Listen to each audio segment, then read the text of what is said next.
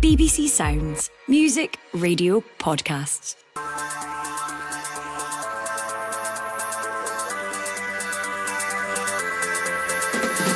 Hello, I'm David Currie and this is the Scottish Football Podcast. All the news, views and analysis you need on Wednesday the 5th of February.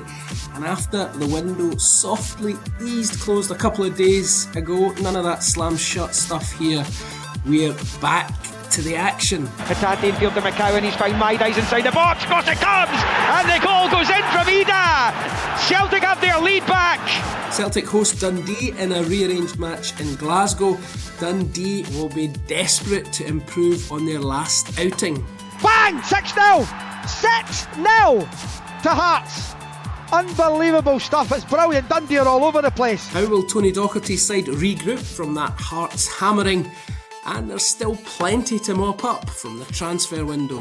Lovely little ball into the box, the header! And Duke is a second out of absolutely nothing. Duke Rose about 8 yards out on the angle and guided it past Zander Clark. What an afternoon for Aberdeen. Duke departs, and who's had a good or bad window? The Scottish Football Podcast from BBC Sports Scotland. Our guests today are Sunday Mail sports editor Scott McDermott and Queen's Park defender Cammy Kerr. Still at Queen's Park after the window, Cammy? Yeah, still there, so all good. Good. Still at the Mail, Scott?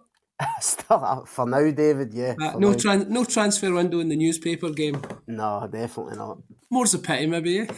Exactly. Or in broadcasting. Let's begin, gentlemen, with tonight's match at Celtic Park. And there's plenty going on with the home side. I wonder, Scott, do you feel Celtic are stronger post-window?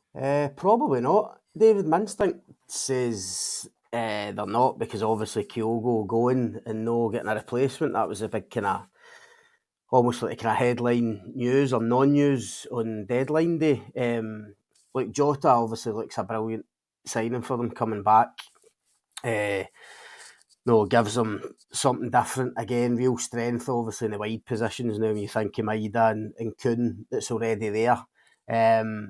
But are they stronger coming out the window in the Bergen? I don't think you can lose your top scorer and one of your top players and not having a replacement and feel you're stronger. And I think Brendan Rodgers, as much as he put a kind of diplomatic front on yesterday at his press conference, I think deep down you could tell that he's not happy. It's left him with one main striker in Adam Ida. I know he's talking about Daizen Maida being a kind of second striker, if you like, and he can play through the middle certainly, but that wouldn't have been his plan coming into this January window. When you think of the Bayern Munich game coming up in the Champions League, they're obviously going for a domestic treble. There's no way they wanted to be left with one striker. And if anything happens to Ida, God forbid, with an injury or that in the next few weeks, then they could be in trouble in that area of the pitch. There you go, Cammy. That's good news for your former club, Dundee. Celtic aren't any stronger than they were before the window. No, I agree to a certain extent. I think if they'd kept Kyogo and obviously added the players they did with Jota and Schlupp, obviously later on last night or the night before, then you'd have probably called it a great window. But to lose Kyogo in the way they did and to not replace him up front, it does leave them short. And I think, as you say, Brendan Rodgers will be looking at that and replacement in Maeda up top maybe, but a massive miss for me, obviously losing Kyogo. Yeah, no Tierney yet.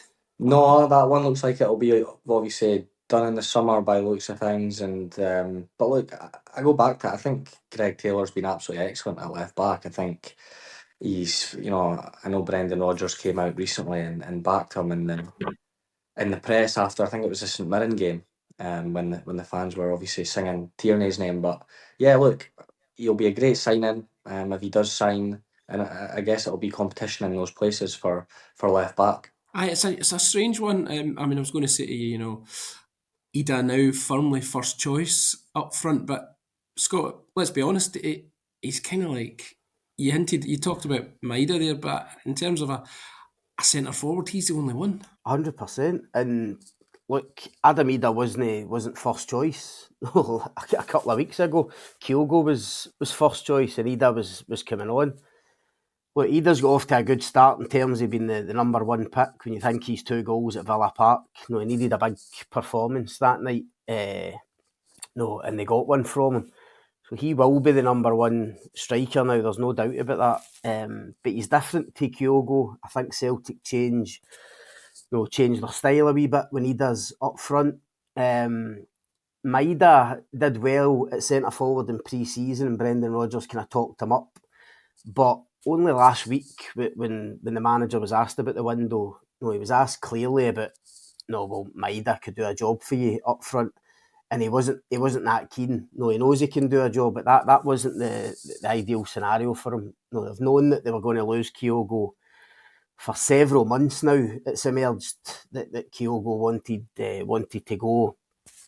So I'm not quite sure how they've not managed to line up a replacement. Like, we know they were in for a couple of strikers, Kvistgaard at Brøndby and Strelec at Slovan Bratislava. They also tried to get Iheanacho, of course, from Sevilla, but none of these deals materialised, and I think that will frustrate the manager, as I say, especially with a massive Champions League game coming up. Obviously, they're going to be big underdogs going in against Bayern Munich, but getting into a tie like that, you'd want to be really at full strength, and certainly in the striking department, I don't think Celtic will be. I'll certainly be the favourites going into the game against Dundee, Cammy. Celtic prepared for that with a win over Motherwell. Sealed it late, right enough, but Dundee, their preparation could hardly have been worse for this game. A 6-0 drubbing at home to Hearts on Saturday. Did that take you aback a wee bit? It did, yeah. I looked back to obviously the Celtic game at Dens and the Rangers result they had, and they were picking up a bit of momentum. And yeah, did not see it coming at all. I think probably the players wouldn't have seen it coming because, as you say, I think they've been on a decent wee run. I think it's maybe 1 defeat in their last 5 or 6. 2 of the games being against the Old Firm. So they would have definitely thought they had a great chance against Hearts going into the weekend. Saying that, Hearts have been going under the radar again. They've been creeping up that league just ever so slightly week by week, and I think Titchley has been doing a good job there again. I think they've recruited well in January there as well, so they'll kick on. I mean, Hearts are a good side. Don't get me wrong. But yeah, look, it'll be a really tough one for Dundee tonight. I think it'll be an interesting game. I think I've watched Celtic in the last few as well. But not that they've not probably been at their best in the league recently. But they will be probably firm favourites going into tonight. You say they recruited well, Cammy. Scotty, I'm having a look at the players they recruited in the window, and they're from all over the globe, from teams I've never even heard of. It's difficult, I suppose, to gauge how well they've recruited when it's people you don't really have much knowledge of. It's like that with a few teams in the Premiership. St Johnstone, another one that have made a lot of changes, but you're not quite sure how it's going to pan out. But I agree with Cammy on Dundee. I mean, I feel as if it's been almost a kind of strange season, not necessarily a bad one, but just a bit up and down. As he said, they beat Dundee United in the derby in the cup. They get a point against Celtic, a point against Rangers at home. You feel as if they were just starting to build and go on a wee run, and then bang, you lose 6 at home to Hearts. And as Cammy says, I mean, Hearts are one of the form sides just now. Certainly no disgrace losing to them, but probably just the manner will have surprised Tony Dock, and I think he was a bit taken aback when you look at his post-match interviews at the weekend. So he'll obviously want a reaction, but tough going away from home to Celtic Park. I mean, we mentioned Jota earlier. The home fans will want to get a sight of him. Jeffrey Schlupp coming in for his debut. I think he'll probably come off the bench. So it's a tough ask going to Celtic, especially when you've just come off the back of a defeat and you're looking to get kind of back on track. So going to be a big challenge for Dundee tonight. I suppose that the cliche that gets rolled out, Cammy, is the manager will be looking for a reaction. Yeah, he will be. I've thought about it there. Like, it's easy saying this as a player, but it could be probably the best thing or the worst thing going into the game tonight. Look, there's not I say it in the greatest of respect. There's probably not too much expected of Dundee and going there and getting really laying a glove, yeah, but getting a shock result would be obviously massive for them. But they could be the type of games that kind of gets you back on track. I think when nobody's expecting too much of you, all the limelight or whatever is maybe on Celtic, as you say, with players like Jota and that making their home debuts again. So everything will be stacked against Dundee, but that's sometimes when you can just kind of pick up those results and surprise a few people. I always remember, I was thinking when the producer said you were coming on, Cammy, and I was thinking, I wonder, you've been in a situation, you're going to Celtic Park, and I always remember Mark McGee, I think he was managing Aberdeen, he was on a show, and he was like, sometimes when you go to Celtic Park, you've got the atmosphere there, and you're the manager, you're looking about in the pitch and you're saying, how many players have they got on the pitch? It looks like they've got 13 on it, and the pitch just looks absolutely massive. It's easy to be overawed. It is, and I've been there in times when we have probably been in that situation, and I've been there in times where we've done all right and we've put Celtic to the sword a wee bit, and we've got a result, maybe a draw. And you come away from places like Celtic Park taking a draw, and you're happy with that. But as you say, I certainly do know what he's on about with thinking that they've got about 13, 14 players on the pitch at one time. It's just that's the quality of the side that Celtic are. Yeah, and Lyle Cameron's he's leaving for Rangers in the summer, I suppose, heading to Glasgow, following in the footsteps sort of Luke McCowan. So it looks as though Dundee seem to be bringing talented players through, and they're getting their moves. Yeah, they are, and do you know what? It's absolute credit to the boys. I think there's a good group there at Dundee of young lads. I certainly know them from my time when I was there, and Lyle deserves it, so much. He's a dedicated young football player who's very professional. Not only is he talented, but he's very professional, and he's a good lad as well, and he's very humble, keeps his feet on the ground. So I'm sure he'll do absolutely great. So all the best to him. Dundee's in your blood, isn't it, Cammy? How long were you there? About 20 years? You miss it? I do miss it, yeah. I mean, I've obviously a Dundee fan growing up, and I was there since I was 8-year-old as a boy in the academy as well. So to then grow up and play for, well, when did it go? 2012 I signed full time. So that was about 12 years I was there full time. So a long time to be at a club. But no, I loved it. Great memories. Obviously wouldn't ask for anything more. Got to live out the dream, as some fans say. So I'm absolutely delighted with that. Is it a wrench to leave your boyhood club? Yeah, no, look, it is. It'd be easy for me to probably sit on here and say, it's football, and you move on, and which I have done. It's football. I do need to put a professional head on it. But when you're a supporter of the club that you play for, it does make that a little bit more difficult to leave. But never know what the future holds in terms of football and going back there in other capacities or whatever. So I'll wait and see what the future holds. Before we move on to other topics, chaps, I'll just get your thoughts, your prognostications on tonight. Cammy, you first. I'll go put the Dundee I'll put the Dundee scarf on and say we'll go 2-2. Right, what scarf have you got on, Scott, for your prediction? That's a bold prediction for Cammy. I don't want to annoy him because he's a big Dundee fan, but no, I think I can see Celtic winning 3-0, 2 or 3-0. As I say, just with the new site with Jota and Schlupp and that, I think I think it'll be tough for Dundee. So 2 or 3-0 defeat for me, I'm afraid.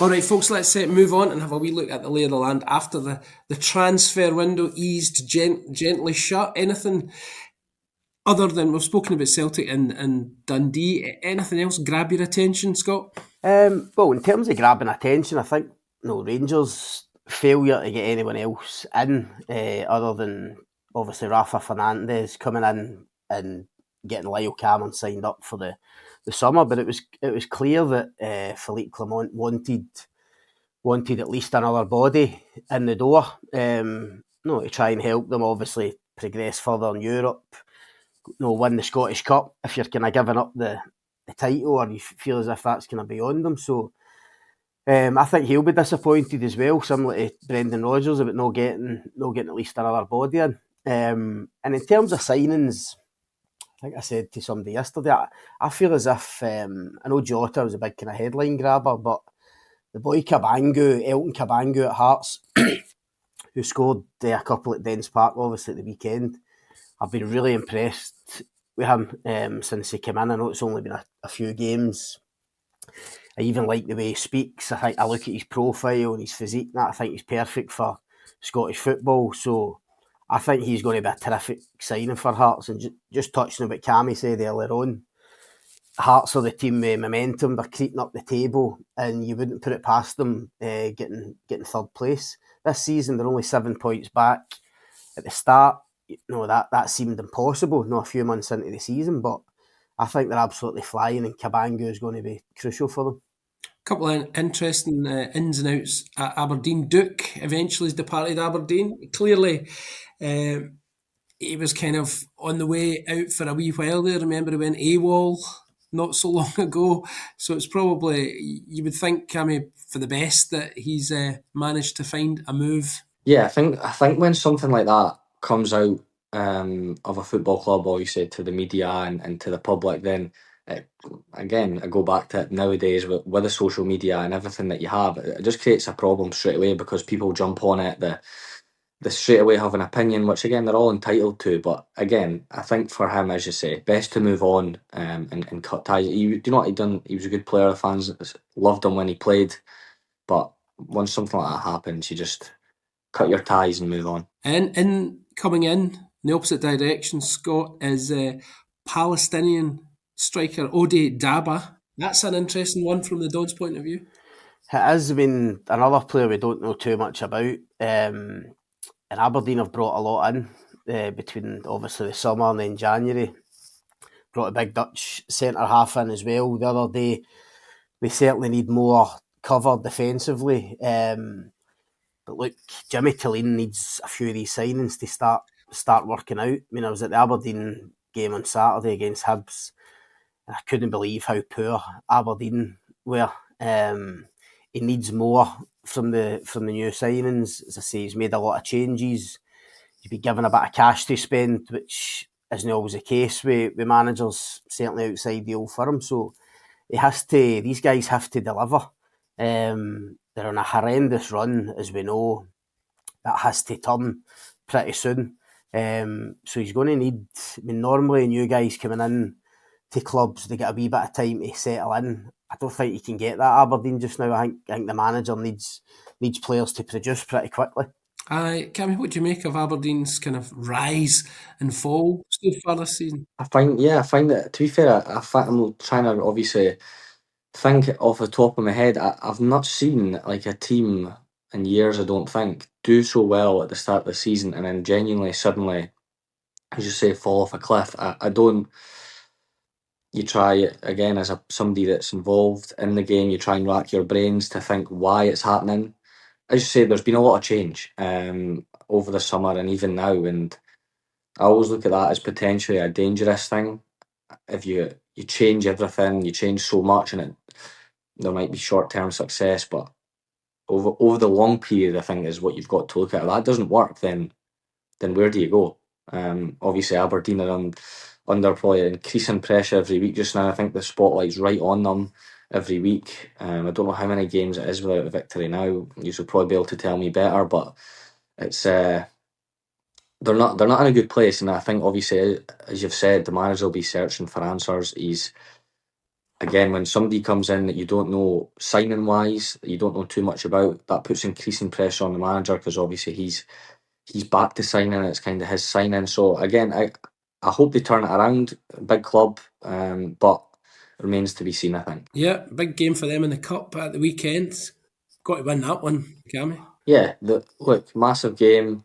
And it's horrible when you're in that position. I could imagine the Aberdeen players are feeling, they need to go and get a victory. But if they do that, a wee bit of maybe cup success, that'll maybe kick them on in the league. I think confidence is certainly a massive thing in football, and it's scary how quickly it can swing in your either direction. You've got a big game in the Cup as well at the weekend. The Spiders are doesn't get much bigger than Rangers at Ibrox in the Scottish Cup. You're out with injury though. That's you'll be sorry to miss that one. Oh look, I'm gutted. I think firstly for the boys it'll be a great occasion. I don't think it's a game in which many people expect us to get a victory, but you've got to go there with confidence in terms of a bit of belief. You've got to really have a togetherness about you, and and a never say die attitude, I suppose, and that you can get something. But yeah, look, got it to be out injured. It's been a bit of a frustrating time, as it is for any footballer. If you're injured, it's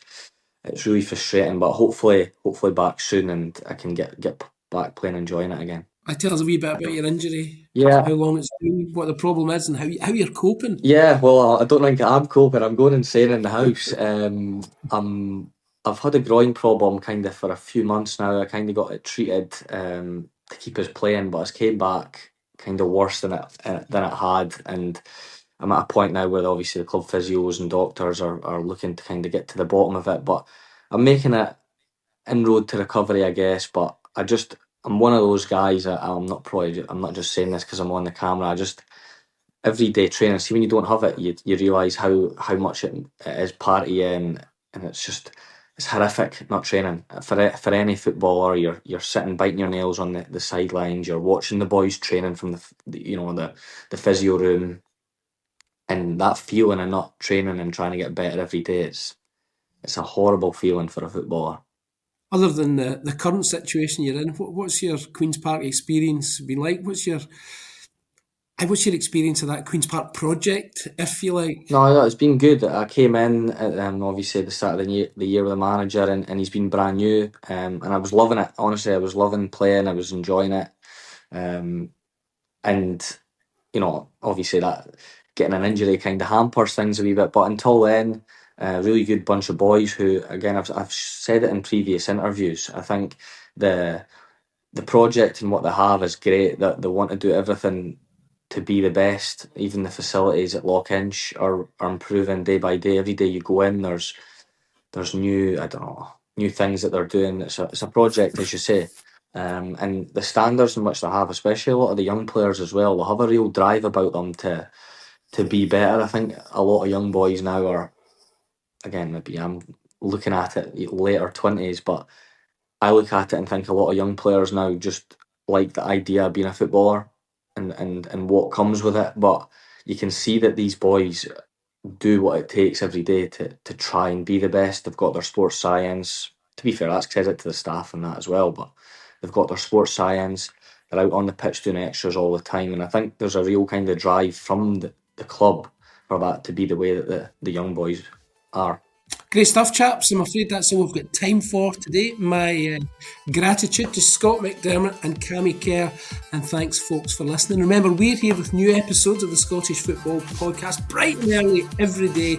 So to make sure you don't miss out, subscribe on BBC Sounds and have push notifications turned on in your phone. Take care, folks, and have a great day. On BBC Sounds. From life aboard a Russian submarine to chairman of Hearts Football Club. At this stage, he was the hero. But as his controversial decisions escalated... They said, we're going to sack George. And I'm going, you can't do this. How did Vladimir Romanov go from Hearts saviour to a wanted man? They caused a whole load of chaos and havoc. Romanov, Tsar of Hearts. Listen now on BBC Sounds.